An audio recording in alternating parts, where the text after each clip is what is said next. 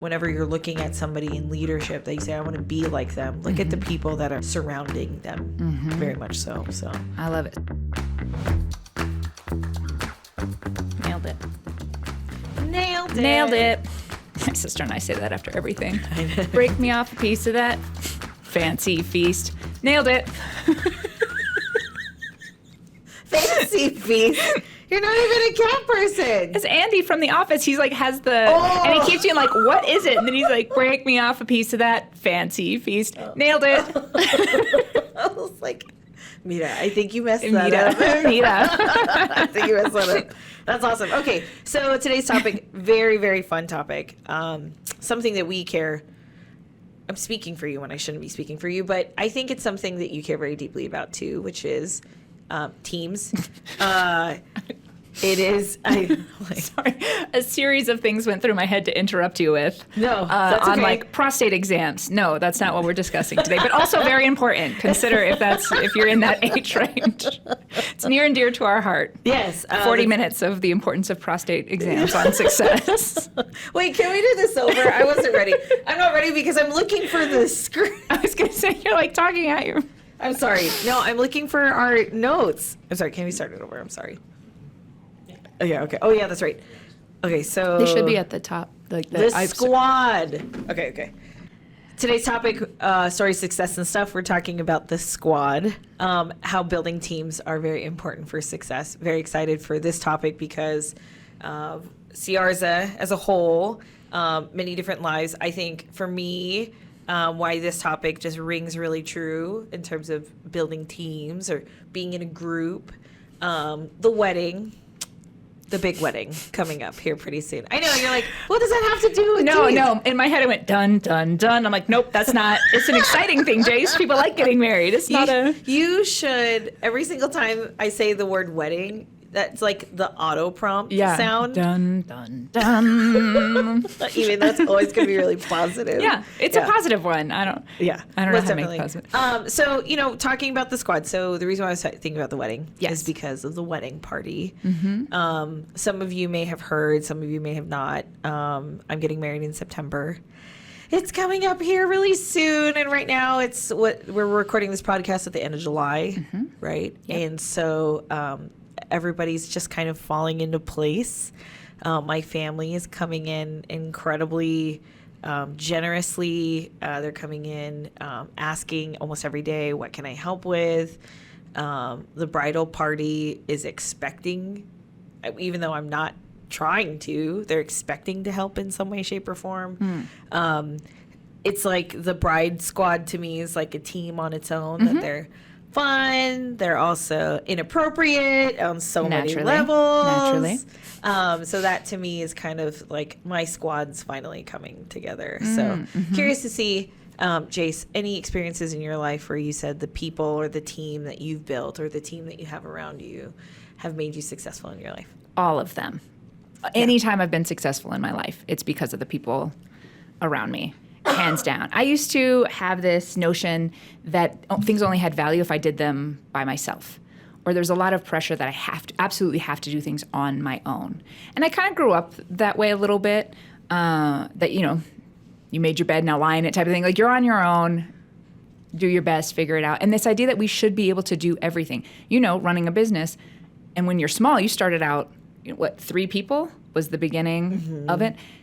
Trying to do everything a company needs to do as 1 or 3 people it's impossible. I always say we build failure into the foundation of entrepreneurship.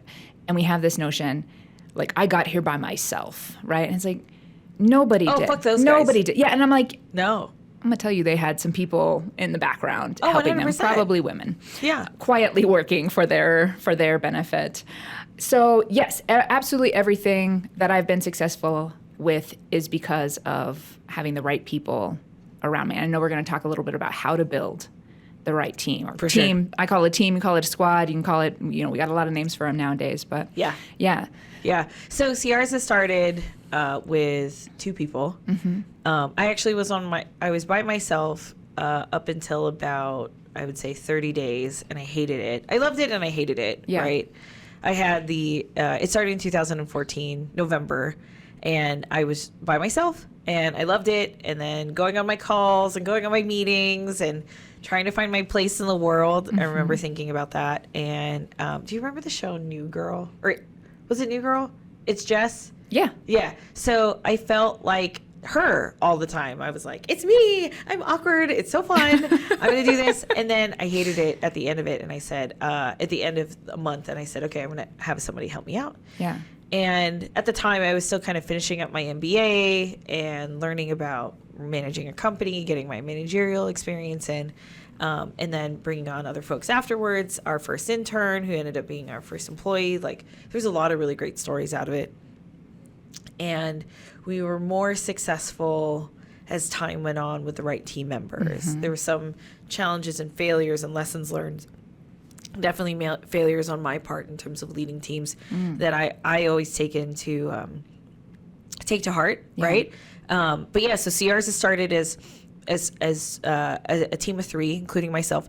One of the interesting things, though, that one of our old team members used to say was, he said, I found it very fascinating, Crystal, that you started with 2 guys. And I said, what does that mean? He goes, that's a very common thing that women do when they're establishing themselves, is that they surround themselves around men to feel the strength of the company. And I said, well, that's very strange, you know, but I thought about it and I was like, well, okay, like, sure. And then over time, I think that I looked at gender as kind of not the qualifying. You can't. I was going to say. Yeah, I mean, obviously. I really felt like culture was really what set the tone for Siarza over time, because I wanted to make sure the culture was humble, welcoming, community-oriented, innovative. Not that everybody needed to be. I definitely didn't want the company to be in ER mode, or as they say in public relations, it's PR, not ER, right? Heard that from a friend recently, which I do crisis a lot. So that, okay, whatever. Anyways, so I felt that the culture really defined teams, and I know that we'll talk about culture, we'll talk about how to set that for success, but over time, the team of Siarza has really become, everybody's been family. Whether we ended great, whether their time here ended poorly, whether they graduated out of Siarza and became an alumni, whether they left and it just unfortunately didn't work out for financial purposes. Every entrepreneur has to go through that. I think that the team that we've had here, good, bad, and ugly, have been incredible people and part of the story of the success of the company, without a doubt. So, how did you decide? So, in those early stages, when resources are limited, I would imagine, yeah, super 100%. Limited, and so you're like, okay, I am financially able to hire one person. How do you decide what position is the most important when you're that small and starting out? And then it feels like pressure's really high to get the absolute right person in that role. How did you do that? I didn't know how. I didn't. Ooh, that's a great question. I didn't know what I was doing. I mean, which, by the way, is the truth of every business owner in the beginning. 100%. Just completely winging it. Yeah. I definitely winged it. How I learned how to do it over time was you calculate based off of demand. Makes sense, right? If it's just like products, right? Products and services, 2 types of businesses. B2B versus B2C, totally 2 types of different businesses. So I said, okay, what are we increasing in terms of demand? And it was content writing and managing the accounts. So that was our first hire, was somebody to learn how to become an account executive. He definitely believed in me in the beginning when I barely had any money to push through, but I knew I didn't want to do this for myself. I wanted to make sure that he got paid first before I ever paid myself. So yeah, that's what it really was in the beginning, was paying this individual a part of the portion of the company finances to make sure that he, the individual, was an account executive that also wrote content. And then we started, people were asking questions about websites and website development. So that actually became the second part of the company, was investing to somebody to be an account executive but knows how to do the basics of the web development while I did the web development. You know, not many people know that I do have a background in web development or WordPress management. So I was doing the web development while that person was the one that was actually contacting the client. I still do a little bit of web tinkering, here and there, depending on what the needs of the clients are. So I would say that how did I know? I didn't. Every entrepreneur knows that feeling of trusting your gut. I had a gut feeling that I needed more people, so added them. And I think a lot of entrepreneurs operate that way. Was that scary at first? Oh, yeah. An entrepreneur that puts themselves first and their livelihood is a good entrepreneur. But when an entrepreneur puts the priority of their employees or their team or their people first, that's an even better entrepreneur. Because what scared me the most was the livelihood. Like, for example, one of the most difficult conversations I've ever had to have, which one of our team members here does remember, was I said, the cash flow is not coming in. I'm not going to make payroll. I died. Yeah.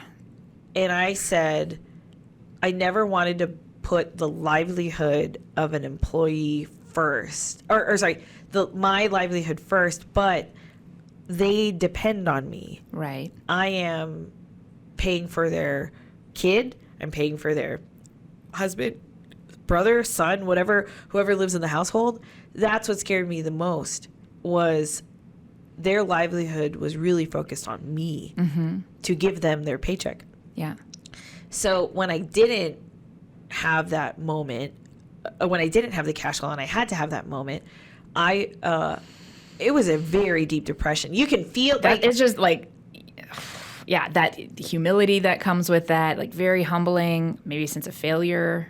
Comes with that for 100%. Sure. It's embarrassing. Oh, yes. It was very embarrassing, especially since that was immediately after our 1-year anniversary. Yeesh. One team member ran to her car and cried. Another one was just like, well, we have to do what we have to do. The other one was like, okay, but then, got a stable job afterwards. And we were really proud of them, But that's a perfect example of, with the team that you have, how do you not only keep the team that you have, but how do you maintain that responsibility of their livelihood on top of that, or keeping very conscious of itself? It goes back to, I say a good entrepreneur is an owner or a founder that can put themselves, first. They still have to make sure that they're emotionally and mentally there for their team, right? Be strong for their team, be whole for their team, be a good leader. That's great. But on top of that, please remember that they come first. You can't be who you are without them. And so you said that like a good entrepreneur takes care of themselves, a great one takes care of their employees first. And I made a face with that because if you don't make it, the company doesn't make it. Yep, I already heard your voice in my head when I said that. So I was I'm like, well, and I agree, and I get it, because you make commitments, right? You do this work, I will pay you this amount. You've made an agreement. Yeah. And upholding that is very critical. So important. And I'm like, yeah, if I make an agreement, I'm going to the best of my ability, stick with it. And at the same time, if that goes on too long where you're not cared for, and then either we talk about burnout, we talk about all of these things, and you're crumbling, well, the company's going to crumble with it. And then everybody and the clients and it all comes down, especially when you're smaller. Well, and I know that there's definitely people that are out there that, for example, funding ran out on one of my projects, and there's still definitely payroll that needs to be executed, and as difficult as it is, you just have to own up to it and just continually progress forward. And as patient or as impatient that you're going to get, it sucks. It sucks. And but entrepreneurs feel the same way. Like, we have to wait on contracts. We have to wait on invoices all the time, and so sometimes teams don't see the mental burden of the willingness to speed it up and get money in the door. You're not just hanging out by the pool and you're like, oh, bummer, we missed that this week. I know. Yeah, it's something that I think that's why entrepreneurs are often called sociopaths, because one moment we're higher than a kite, another moment we're super depressed. It's true. It's a lot. I always talk with people that are considering becoming entrepreneurs, and I'm like, get ready for everything to come up mentally and emotionally. Anything you've been pushing down, it's going to come up. It will bring up absolutely everything. It is so trying. I don't think we're realistic enough about what it's like to be in leadership, to be an entrepreneur, be a solopreneur, be a business owner. It is not just business. No. At all. Especially like you are your business and your business is you. When you're in that, it's just you and then you're everything, like, it's going to bring up some shit. On top of that, everything that you just said, sandwich that with the team. The team's burden, the team's emotional success, the team's skill set, the team's financial stress, the team's mental, like, I'm going to have an anxiety attack just saying. That's what I'm saying. Like, I mean, remember, you're not an entrepreneur. I get that. And you once were. Yeah. Well, I take that back. You, Jace, person will always be an entrepreneur. We've talked about, like, we're a species. You can't, you don't choose it. Correct. You're born into it, and then it never leaves. And maybe you pause down on it for a while. It's your identity. Yeah, it's right. Just in there. Yeah. However, you get that feeling, like the fact that you had that anxiety reaction, like an entrepreneur has their own shit, and then multiply that by every team member that you have on top of it. Yep. But we wouldn't do it any other way. We would always have a team around us. So, and we're talking about teams very differently. So I'm glad we're in this space, because when I think my team, I think of my personal team, my mentors, my guides, so I was talking to someone. Your bridesmaids. The people that I lean on for different things. And I have like a sit where we should all have an adversary. Like a devil's advocate. I always want that on my team. You don't have a problem with Filipino ants on that one from my side. It's like, to me, like that person that I'm having friction with, they're on my team. I want that person. 100%. I want my ride or die. Yeah. That no matter what, they're going to be like, it's amazing. That's fantastic. Like the yes person who's just like, everything you do is the best ever. Those support people. I had someone that is a mentee of mine. When I was talking about my team, he's like, wait, you have people? And I'm like, yes, we should all, everyone needs people. And he's like, wait, so you go to therapy and stuff too? And I was like, yeah. Would you think I'm just sharing this stuff with you and I don't have my people like that I'm working with? It like blew his mind. And I was like, never ever have someone you're taking guidance from that doesn't have their own team with it as well, especially for like, let's think about the scenario you brought up where you couldn't make payroll. So there's multiple things going on there, right? You needed a support team because that's embarrassing. It is like failure. Like there's so much emotional stuff that comes up with that. Maybe an advisor as well. What do we do here? Maybe even what legally could happen here. Yeah. So you have your team. And then that person that just went to their car to cry, you know they need to be calling somebody up on their team so that they have the support. Or maybe they can talk to someone in their life and go, I'm going to get paid, but not until 2 weeks from now, can you cover me or whatever? Like the doing it alone, which I took so much pride in my younger years. I'm gonna be out here. I'm a explorer. I'm a pilot, whatever, right? I'm so strong. I'm so independent. F that. Oh yeah. Dumbest thing. I always say we can thrive. We can survive on our own today. We can. We couldn't back in the day, but we can today. We cannot thrive on our own. We make it so hard. Yeah. So I'm hearing like there's multiple levels of teams. We all need teams and different people on the team. It's funny that we picked this topic because one of our friends from the Change Agency, Siarza's friends in the Change Agency, is a really phenomenal agency called Zaid PR. Shout out to our friend Sonia Diaz. She's rock star, president of the Hispanic Public Relations Association. And what's really incredible about Sonia is that she had worked at larger public relations agencies for so long. And we were talking about trauma bonding. We were talking about, friends that have experienced stress from reporting to somebody, having to tell your manager, but also having to tell your boss at the same time, et cetera. And very strong Latina. And I'm very honored to be in her circle. She said something on Friday when we were talking about a client, and she's been in business for 2 years. So I always like to ask entrepreneurs, how are you doing? What do you need?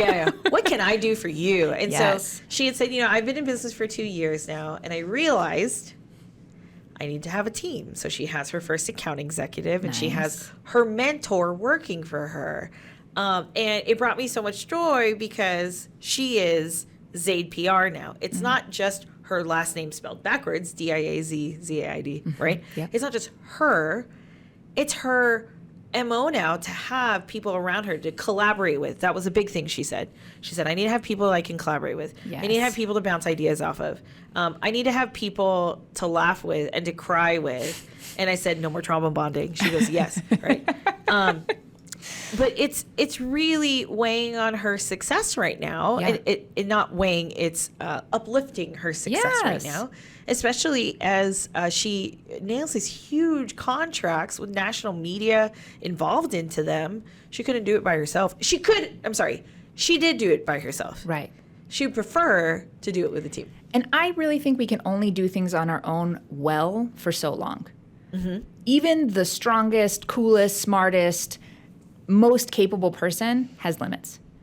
Yeah. It's that welcome to being in the human embodiment, right? Like we run out, right? There's only so much energy. There's only so many skills. We can gain all the skills. We can get every certification. But at the end of the day, we're not going to be really at our peak in all of them. Oh, yeah.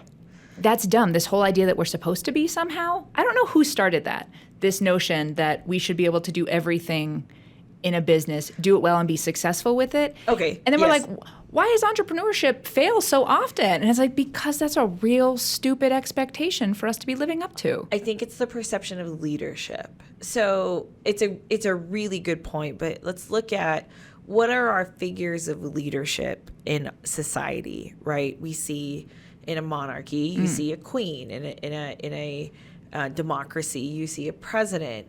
I think that the definition of leadership has been led by the conversation of one. And you see that figurehead and they say, well, they're leading the country. They're leading an empire. They're leading a team. And you see one person there or a partnership maybe, right? And I think that's where the concept of not having a team looks like success for some people in that aspect. But to me, that's not, right? So I mean, you look at the governor, not necessarily our governor, but any governor. Sure. There always needs to be one side that are her team, her cabinet secretaries, his cabinet secretaries, and then the teams underneath that. You know, a department will have 100 people. You look at and then you look at the other side, which is the legislature, which you've got 200 bosses to report to because that's your House and your Senate. Like, people think that leadership is just the one person who gets elected, who serves the people and is in that particular position, but that's definitely not the case. Well, and right away I'm seeing images, right? So I'm seeing a TV screen or whatever. Yeah. They're not standing up there by themselves, ever. No. There's always people around them. Or there's no fun show where a person's just by herself all the time, and then that's the show, right? And maybe she talks to her dogs, and they have voices in her head, and she does them back, and they talk them back. Audience, right? Well, but she brought people in. Yes, absolutely. It wasn't just someone saying it. So it's like, we have this idea in America, this over-individualized nation that we're in, where it's like we're all on our own. Yeah. You know, or take care of you and yours. Yeah. Or what, you know, all of these stupid things that don't make individualism. Yeah, they don't make any sense. And we lose this concept that having a team isn't a weakness. It doesn't mean I failed. It doesn't mean, I couldn't do it on my own. Of course you couldn't do it all on your own. Yeah. You're not meant to. And when I can have someone, like you said, like, okay, I do some of the web tinkering and things like that. Yeah, but what if you have someone in that position that loves web design? They eat, sleep, and drink it. They wake up designing websites in their head. Those websites are going to be way better than, you know, we go like, well, I could do it. I did everything. I can do every position in a company. I did it in 2 of mine, right? It's stupid. Yeah. But putting someone in that right position on the team, now we're thriving. Very critical, yeah. Right? So board development, sometimes I learned from being a board president, from going through strategic planning, learning from great mentors like Lynn Nguyen, our board chair at ABC, learning from Lindley Daly, who works with a lot of nonprofits on strategic planning. One of the big points of success is when a board has a matrix of people based off of ages, based off of talent, based off of educational background, non-educational background included, based off of commonalities, right? And that's what makes a good team, a good board, a good squad, is when everybody brings something different to the table. So, for example, if your organization, for example, I get this question a lot, like, why is nonprofit so messy? I said, well, it depends, what part of the problem it is, right? First off. And how long do you have to have this conversation? Yeah. Do you want this over drink or over coffee, right? So we look at the board and we say, oh, there's no people with a finance background to give you feedback as president on what you should do with the finances. There's nobody with leadership background, like how to lead a company, how to lead a team, et cetera. They don't see the leadership opportunities there, or they don't see the opportunities to serve. There's some people that, sometimes a nonprofit really needs to have a mental health background. They have no social workers. They have no psychologists, psychiatrists. There are plenty of people to go around. Yeah. They don't get that. And so that's what good team building looks like, is understanding what the holes are and filling those holes with the right talent. So what I'm hearing is intentionally building the team. So when we think about that, who have you intentionally put on your personal team? Not your team below you, but the people in your life. I know we talked about mentors. If you missed that episode, go back and check that out. Yes. I know it's important to both of us. On Siarza.com. Yes. Indeed. I would say that so I had a lack of fun. And I know that's our next podcast, which I'm really excited about. And this person is Kolb. Oh, yeah. Yeah, Dave Kolb. Yep. David Kolb. So David Kolb, it's not that I don't have fun with my fiance. I absolutely do. Let me just make sure I say that. Spencer Moon is... We getting in trouble today. No, I'm not getting in trouble. Well, we needed somebody. It's funny because he loves Kolb. You guys needed to spice it up? No. There's a lot of spice and there's a lot of monster cans in our relationship. We're learning a lot today. Yeah. So I needed somebody in my life to be always remind me to have fun. Yes. And Kolb is it. And I love how Kolb is always asking me, let's go play golf. Let's go do this. Let's go sign up together. He and I have such a love for social sports. Keyword social. He's very patient with me when I suck at golf. He's very patient with me when I just want to party and drink. And he's like, let's just go and have fun. Like, somebody needs to be, I needed somebody always in my life to just always be positive and optimistic. And he is it. That's why I love the guy so much. I'm so glad you brought this one up first. So I call it the playmate.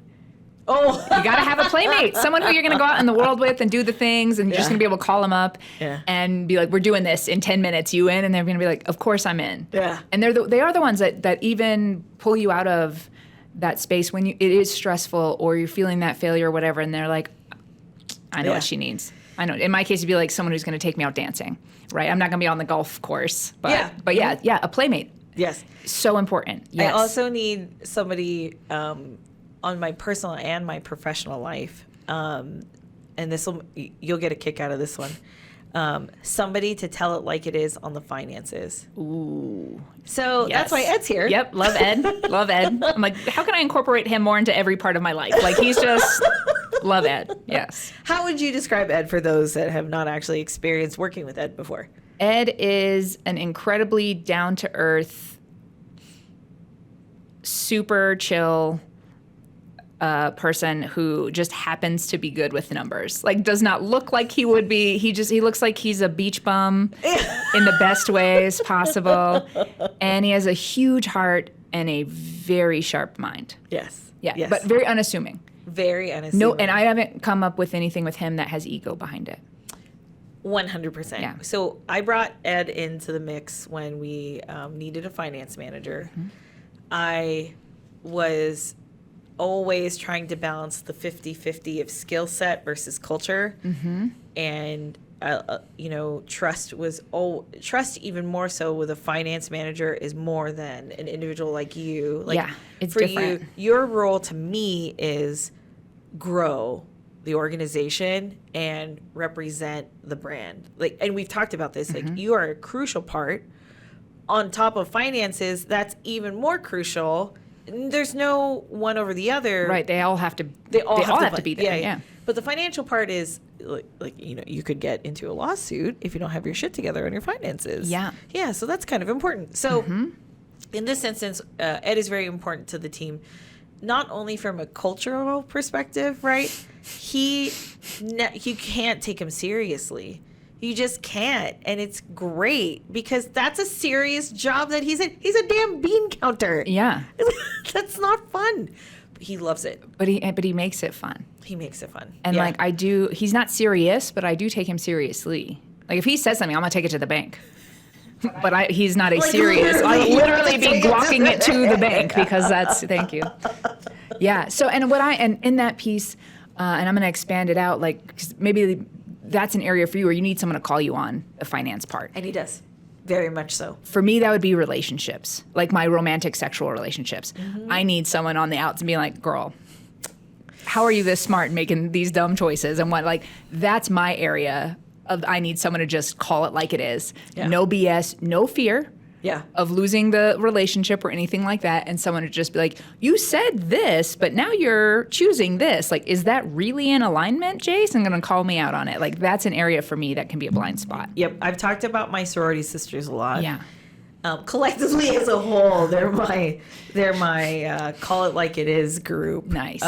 So some of you have seen on my social media, I went to my bachelorette party in Vegas, and those are the 9 women around me.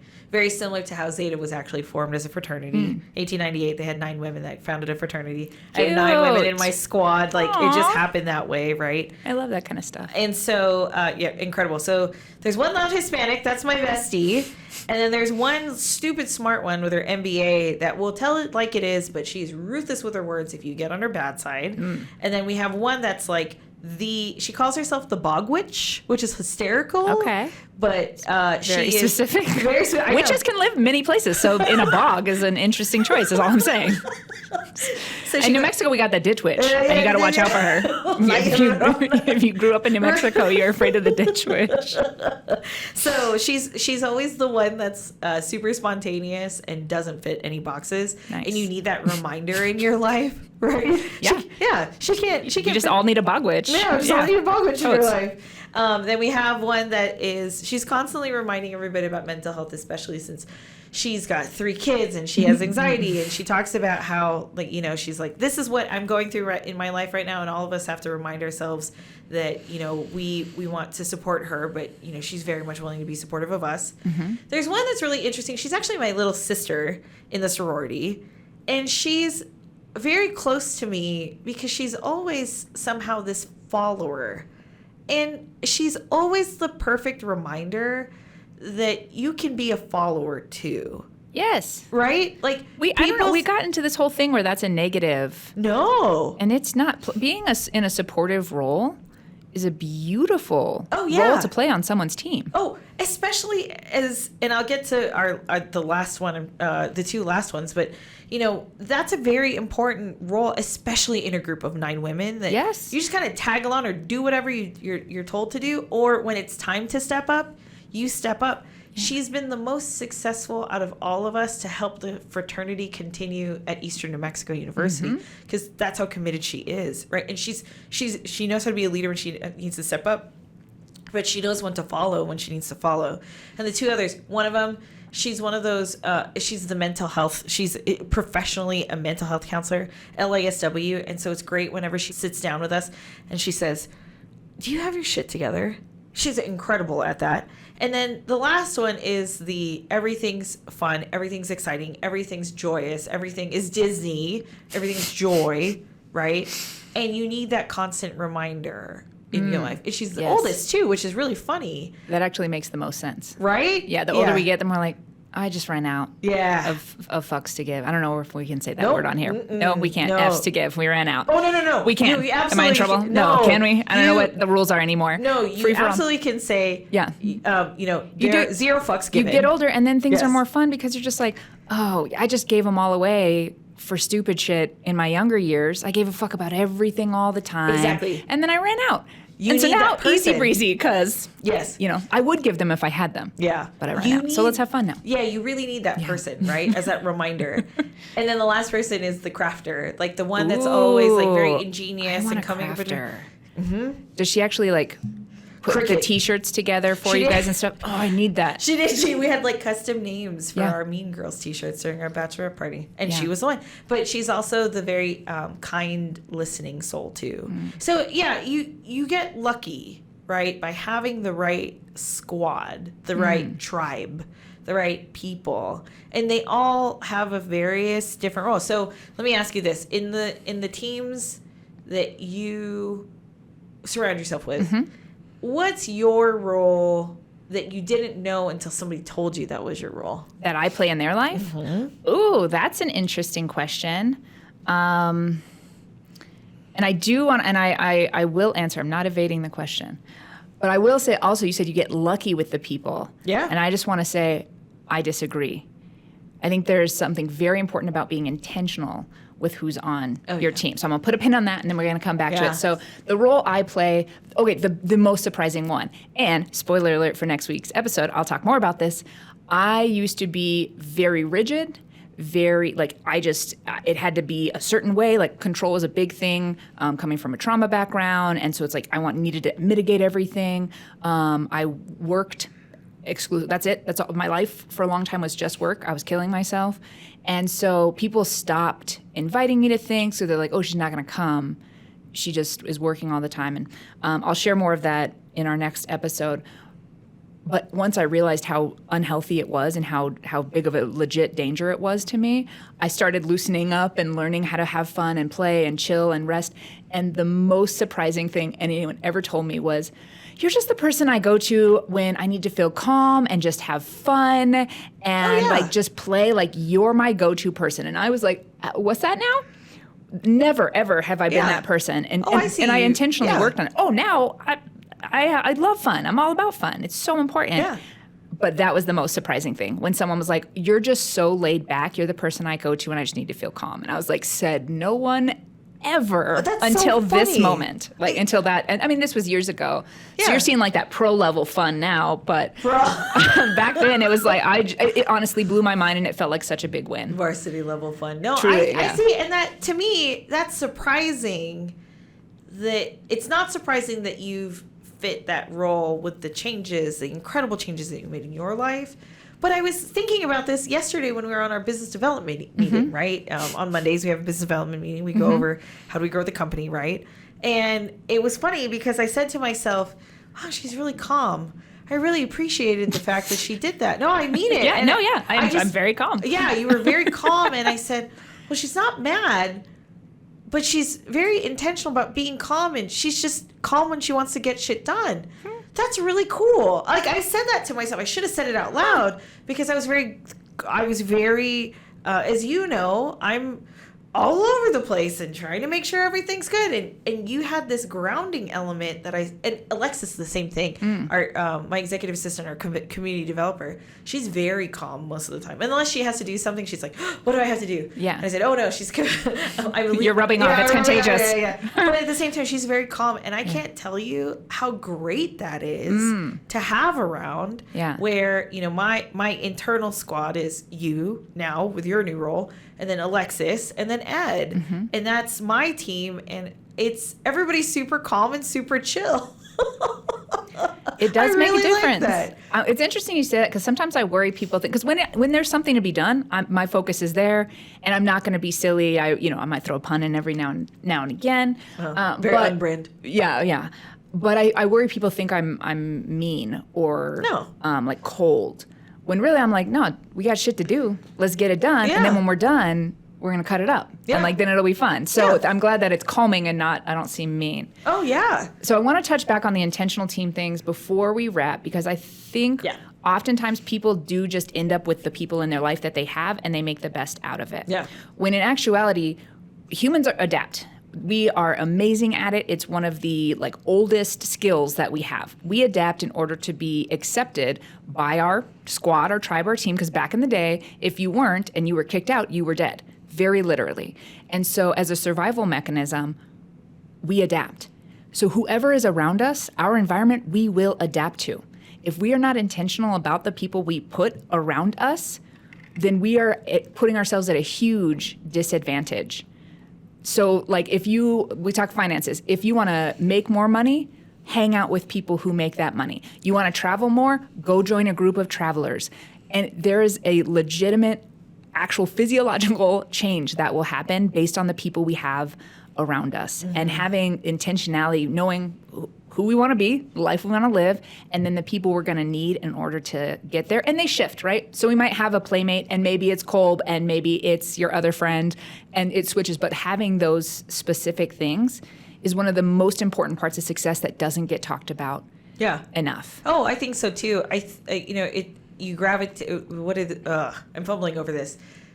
Stephen Covey always said, surround yourself around successful people if you want to be successful yourself. I kind of abbreviated. You have to. Yeah. It's not an option. Yeah, and I 100% agree. And I think, while we think that, people behind the scenes or people that are in leadership roles always take a lot of that credit or they're very self-serving. Sometimes at the end of the day, we think about the people we might be envious of or people that want to really work for themselves. They've got to be doing something right if they have a very large team behind them or people that are the heartbeat of the organization. There's got to be something there that makes these people very successful outside of the usual team that they have. And I think whenever you're looking at somebody in leadership that you say, I want to be like them, look at the people that are underneath them as well or surrounding them very much so. I love it. So I'm here.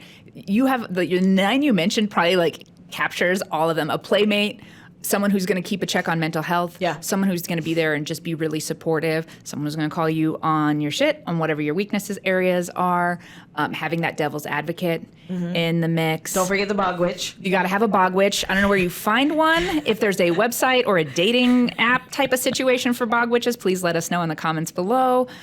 Your ride or die. Your ride or die. Who am I missing?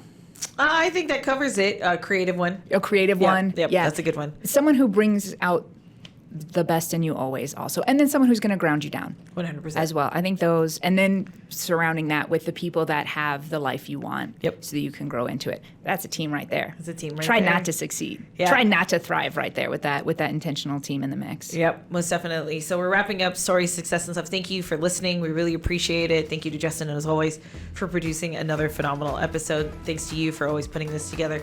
Don't forget to subscribe on your favorite podcast channel, Apple, Spotify, and definitely don't forget to subscribe to us on YouTube. Thanks so much.